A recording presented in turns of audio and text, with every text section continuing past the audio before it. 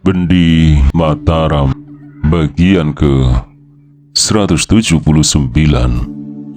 Mendengar ucapan Kusumawinata, Andangkara tertawa terbahak-bahak. Sahutnya nyaring, "Maksud baik rekan Kusumawinata, kuresapkan dalam hati. Tetapi aku adalah salah seorang di antara raja-raja muda himpunan Sangkuriang. Dengan sendirinya, anak didik Gusti Ratu Bagus Buang, rekan Kusumawinata. Himpunan Sangkuriang merupakan bendera kebangsaan, tempat tumpahan hati nurani rakyat yang sadar akan arti keadilan, kebangsaan dan agama. Sekarang, bendera kami akan kalian rusakkan, akan kalian sapu dari muka bumi, untuk kalian persembahkan kepada company. Mana bisa aku akan bertopang dagu. Sumpah aku hidup sendiri di antara runtuhan bendera kebangsaan kami. Apakah arti hidup demikian? Kami pun mempunyai cita-cita, kami pun mempunyai pengucapan hati. Biarlah kami hidup untuk satu hari saja, asal hidup sebagai harimau, dan bukan hidup sebagai kambing sembelihan." Setelah berkata demikian, ia menggeser kakinya, suatu tanda bahwa ia sudah bersiaga untuk menunggu saat mati dan hidupnya. Sikapnya gagah berwibawa, sesuai dengan ucapannya yang menggetarkan hati Sang Aji. "Mari," tantangannya dengan suara pasti. "Maaf," sahut Kusumawinata dengan sopan. Sehabis berkata demikian, ia mengangkat tangan kanannya dan melontarkan pukulan dari jarak jauh. Dengan gagah, Andagara menangkis serangan itu dengan suatu pukulan jarak jauh pula. Kedua pendekar kelas utama itu lantas saja bertarung amat serunya. Kedua-duanya adalah pendekar andalan masing-masing pihak. Dalam sekejap saja, puluhan jurus sudah terlalui. Mereka bergeser dari satu tempat ke tempat lain, namun tak pernah mereka mendekat. Serangan-serangannya hanya dilakukan dari jarak jauh. Nampaknya tidak berbahaya, tetapi sesungguhnya bahayanya melebihi suatu pukulan langsung. Sebab masing-masing menggunakan tenaga sakti himpunan tenaga sakti mereka semenjak puluhan tahun yang lalu. Tiap pukulannya menerbitkan angin bergulungan. Kedahsyatannya tak dapat diukur lagi.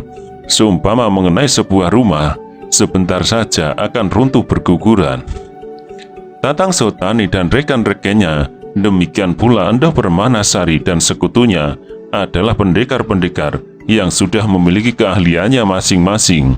Selamanya mengagung-agungkan ilmu kepandaiannya sendiri lantaran yakinnya.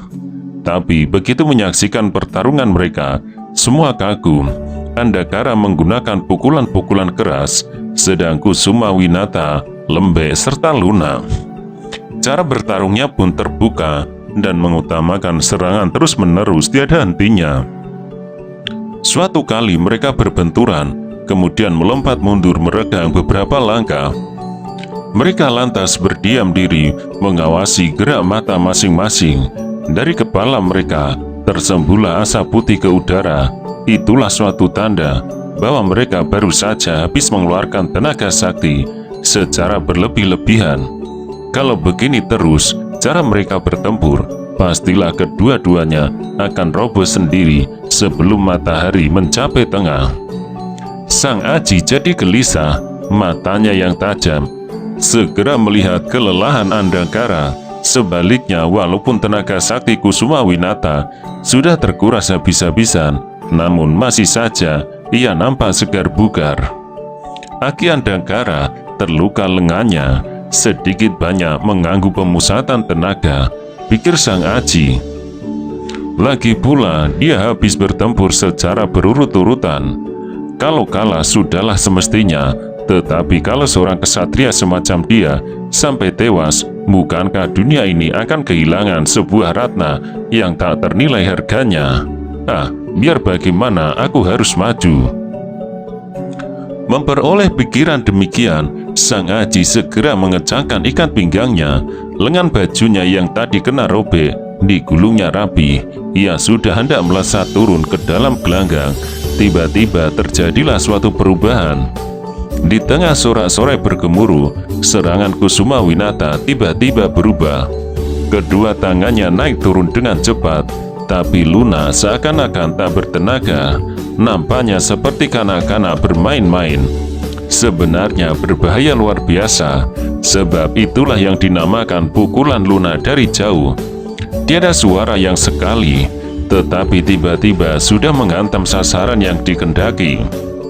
Untuk menangkis pukulan tanpa suara itu, Andakara menggunakan bentakan-bentakan dengan disertai pukulan keras. Selanjutnya mereka bertarung melalui berapa puluh jurus dengan mempertunjukkan kemahiran serta keahliannya masing-masing. Sampai pada suatu saat, tibalah pada babak penentuan. Kusuma Winata memukul dengan telapaknya terbuka dengan tangan kiri, tetapi yang tiba terlebih dahulu pada sasarannya ialah tangan kanan. Lalu tangan kiri memukul dengan telapak terbuka, berubah menjengkram pundak melalui punggung. Jadi 3 macam serangan yang dilakukan dengan sekali gerakan. Untuk menangkis serangan berbahaya itu, Andakara tak boleh berayal lagi. Mendadak ia menggerung, dan dengan kedua kepalanya ia memukul berbareng. Maka bertemulah 2 kepalan dengan 2 telapak tangan, kemudian berdiri tak bergerak. Orang mengira bahwa sudah datang saatnya mereka hendak mengadu kekuatan tenaga sakti. Memang nampaknya tiada jalan lain kecuali hanya mengadu tenaga sakti untuk memperoleh penentuan terakhir. Tak terduga, mendadak Kusuma Winata melesat mundur, kemudian berdiri tegak dengan pandangan kagum.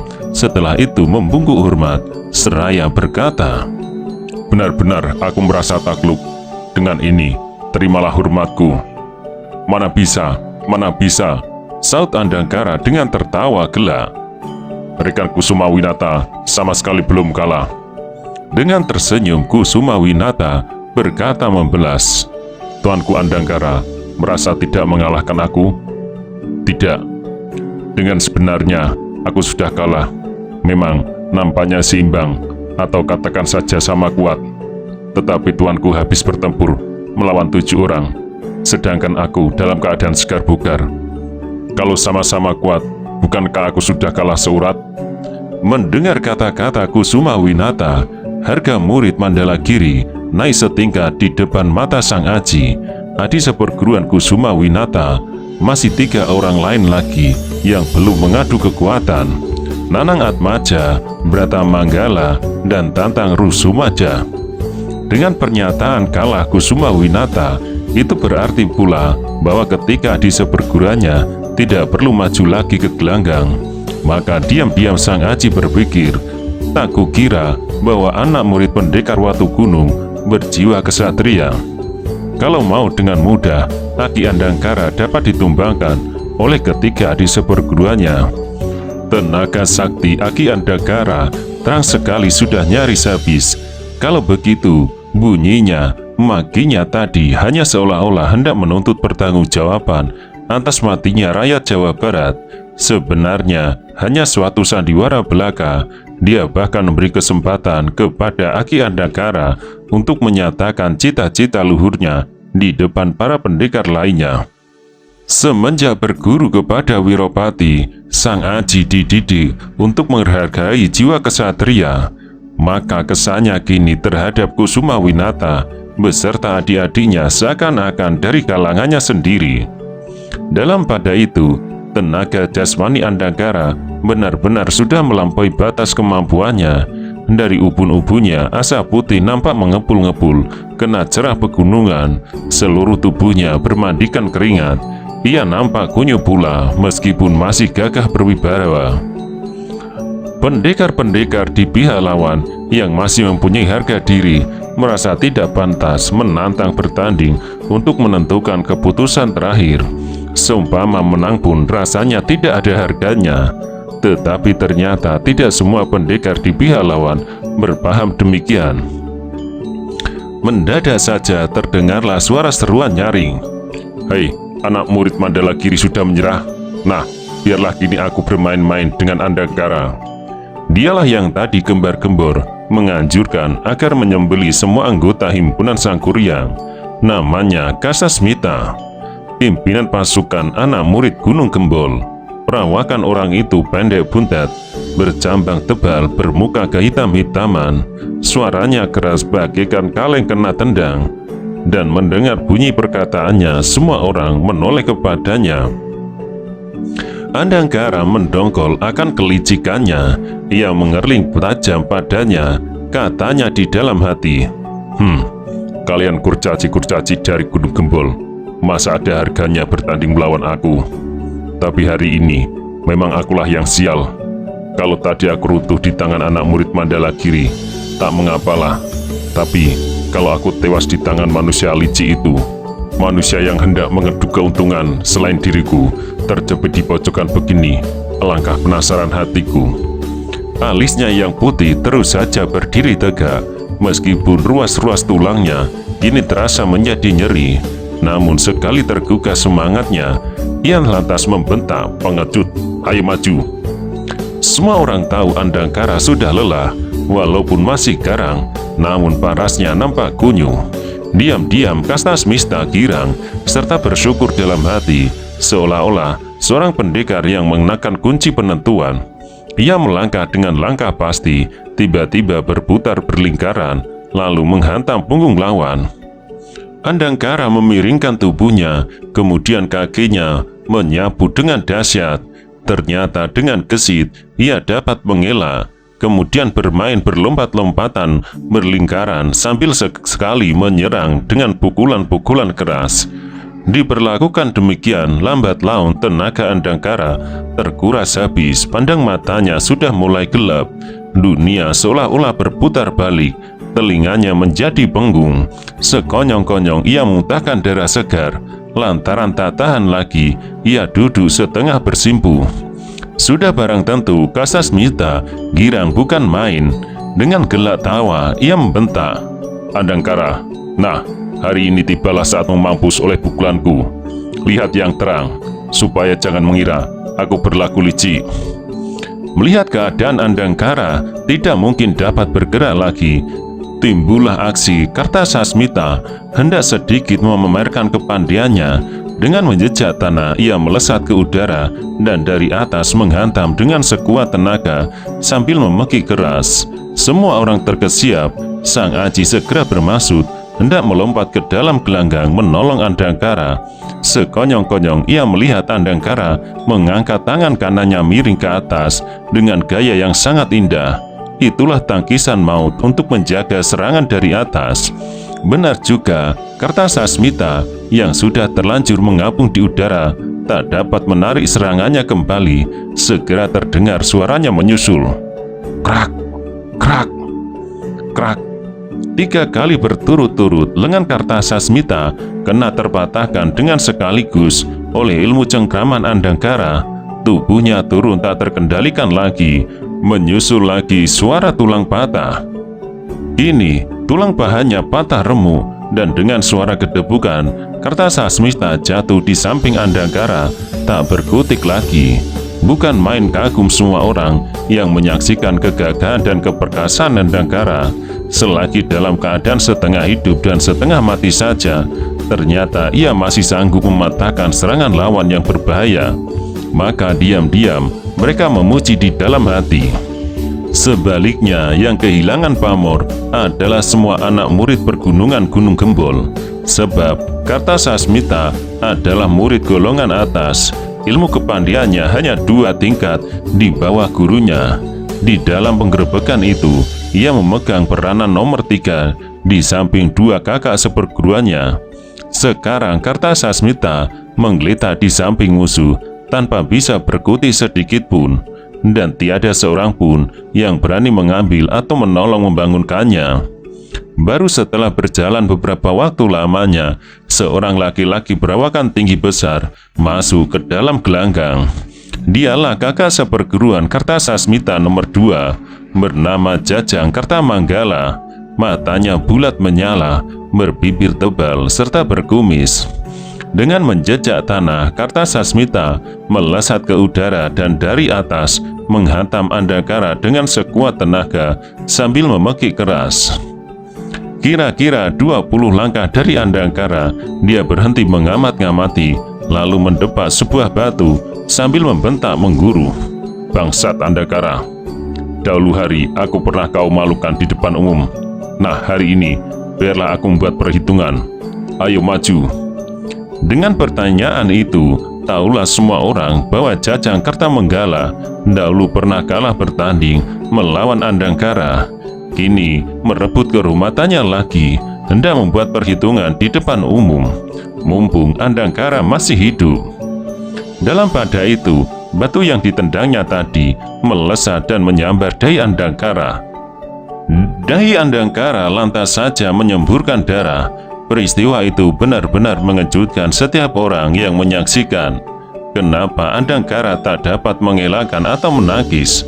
Mustahil Andangkara bisa kena serangan batu demikian rupa. Setelah dia mata-mati, ternyata Andangkara dalam keadaan setengah-setengah ingat. Itulah sebabnya ia tak dapat berkelit atau mengelak disambar sebuah batu. Sudah barang tentu siapa saja akan gampang dikalahkan lawan apabila sedang dalam keadaan demikian. Apalagi kalau Jajang Kertamanggala terlalu panas hati, ia bisa mengambil nyawa Andangkara dengan mudah. Dan nampaknya pendekar dari Gunung Gembul itu hendak mengambil nyawa Andangkara benar-benar. Ia melangkah mendekati, sekonyong-konyong melesatlah seorang pendekar muda menghadang di depannya. Dialah Nanang Atmaja, anak murid Mandalagiri, salah seorang adi seperguruan Kusumawinata. Gerakannya gesit serta cekatan. Sambil menghadang di depan Andangkara, ia berkata, "Raja muda Andangkara sudah terluka parah. Sumpama engkau dapat mengalahkan, rasanya akan ditertawakan juga oleh para ksatria di seluruh Nusantara. Karena dia mempunyai hutang permusuhan dengan pihak kami, maka biarlah kami yang akan menyelesaikan utangnya." "Kau bilang apa? Terluka parah?" bentak Kertamanggala. "Manusia itu paling pintar berpura-pura. Bukankah dia tadi bermain tipu muslihat, berpura-pura lumpuh tak berdaya, sehingga adikku Kartasasmita masuk perangkapnya? Nanang Atmaja, Andangkara tidak hanya bermusuhan dengan pihakmu, tapi dengan kami juga. Rasa sakit hati harus dibalas. Biarlah aku menghantamnya dengan 3 kali pukulan saja.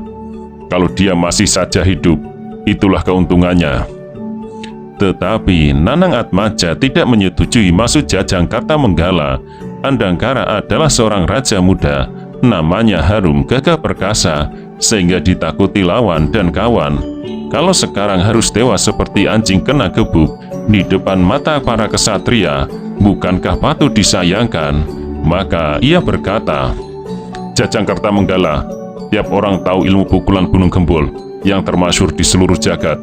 Itulah pukulan ilmu sakti Gembala Geni. Jangan lagi raja muda Andangkara dalam keadaan payah. Sumpama dalam keadaan segar bugar, kena pukulan Gembala Geni secara telak, dia takkan bisa menolong jiwanya lagi." "Baik," sahut Jajang Kertamanggala setelah menimbang-nimbang sebentar. "Aku tak akan memukulnya dengan ilmu sakti Gembala Geni kami yang termasyhur. Dia tadi mematahkan lengan dan kaki adik seperguruanku. Karena itu, biarlah aku mematahkan lengan dan kakinya juga. Itulah baru adil." Nanang Atmaja tidak menjawab. Pendekar muda itu seperti lagi menimbang-nimbang. Ia nampak tak menyetujui. Lantaran memperoleh kesan demikian, Jajang Kertamanggala berkata lagi, "Nanang Atmaja, sebelum kita mendaki dataran tinggi, sudah terjadi suatu ikrar bersama. Mengapa kau kini malahan melindungi lawan yang tinggal menunggu saatnya?" Nanang Atmaja menghela nafas. Ia seperti terdorong ke pojok. Setelah berdiam sejenak, ia menyahut, "Baiklah, kau mau menghantam, hantamlah sampai mati. Tetapi kalau semuanya ini sudah selesai, sebelum pulang ke perguruan kita masing-masing, aku akan belajar kenal dengan pukulan Gembala Geni yang kau agung-agungkan." Mendengar ucapan Nanang Atmaja, hati Jajang Kertamanggala terkesiap. Pikirnya dalam hati, heran, apa sebab dia melindungi Andangkara justru pada saat himpunan Sang Kuryang akan runtuh serata tanah. Terhadap anak murid Watu Gunung, Jajang Kertamanggala agak segan, tetapi di depan umum, betapa ia sudi memperlihatkan kelemahannya.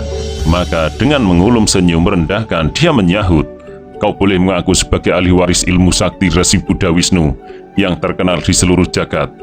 Tetapi masa kami harus bersujud takluk kepada semua keputusanmu? Mana bisa begitu?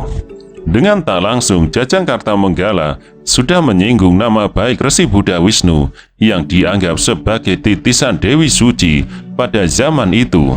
Tentu saja cucu muridnya tidak rela, maka demi menjaga nama agung sesembahannya, Nanang Atmaja bersedia mengalah, lalu menguku hormat sambil berkata nyaring, "Maafkan, aku lupa bahwa engkau ini sebenarnya seorang kesatria tulen. Maaf." Terang sekali kemana arah sasaran ucapan Nanang Atmaja. Itulah suatu ejekan luar biasa terhadap Jajang Kartamanggala. Namun pendekar itu seolah-olah tidak merasa diejek. Di dalam hati sesungguhnya ia segan bercekcok dengan anak murid Mandalagiri, sebab akibatnya bisa runyam, apalagi di tengah suasana yang sedang hangat. Maka begitu melihat Nanang Atmaja sudah mengundurkan diri, segera ia maju menghampiri Andangkara yang sudah berada dalam keadaan lupa-lupa ingat. Dalam pada itu, pendekar Gunung Gilu, Alang-Alang Cakrasasmita, yang agaknya menjadi pimpinan persekutuan penggerebekan, segera berseru nyaring, "Kawan-kawan, sudah datang saatnya kita menyelesaikan tugas suci ini. Basmi semua sisa anggota himpunan Sangkuriang terkutuk ini. Hancurkan semua gedung dan perumahan-perumahan. Rampas semua barang-barangnya." Mendengar perintah itu, pendekar-pendekar pihak penggerebekan sorak bergunturan. Dengan aba-aba nyaring, pimpinan pasukannya meneruskan perintah Alang-Alang Cakrasasmita, dan seluruh pasukan nampak akan segera bergerak.